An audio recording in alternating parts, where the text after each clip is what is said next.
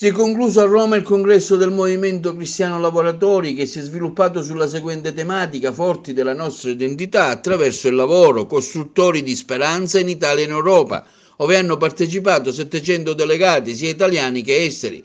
Il presidente uscente Carlo Costalli ha tenuto a precisare come il movimento si presenta un soggetto vitale e dinamico, realtà di popolo e di partecipazione, in grado di interloquire con un mondo qualificato, con tutti, e disporre istanze nel confronto pubblico. Il Consiglio ha visto la conclusione con l'elezione dei componenti nazionali, che provvederanno alla prossima elezione ad eleggere un nuovo presidente e le altre cariche associative. Alla convention hanno partecipato anche altre cariche politiche e religiose, tra cui Tajani, Conte e il cardinale Santoro della CEI. Diversa e nutrita anche la rappresentanza siciliana al congresso, tra questi la presenza dell'ex parlamentare Decio Terrana di Grotte, che è anche componente dell'esecutivo nazionale. Terrana si è soffermato sul valore della ricerca scientifica e la necessità di abolire anche il numero chiuso nelle università italiane, e che lo Stato deve aiutare i neolaureati con la possibilità di fare dei mutui agevolati per un giusto inserimento nel mondo del lavoro. Terrana ha anche sviluppato i valori dell'impegno dei cattolici nel sociale, e che la politica deve riappropriarsi del proprio ruolo al fine di riscoprire il valore dell'emozione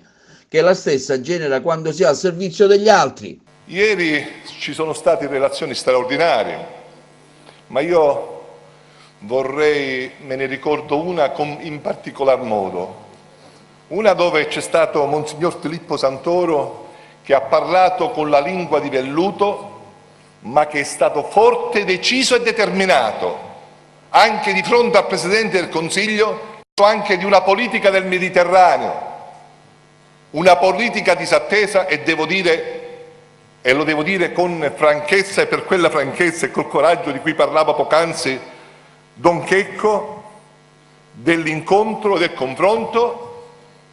Con questo coraggio dico che il Presidente del Consiglio non ha risposto a questo grande tema, che è il tema del Paese, se l'Italia deve essere un Paese dell'accoglienza, come lo è stato nel passato, o se l'Italia deve vivere l'isolamento rispetto ad altri Paesi.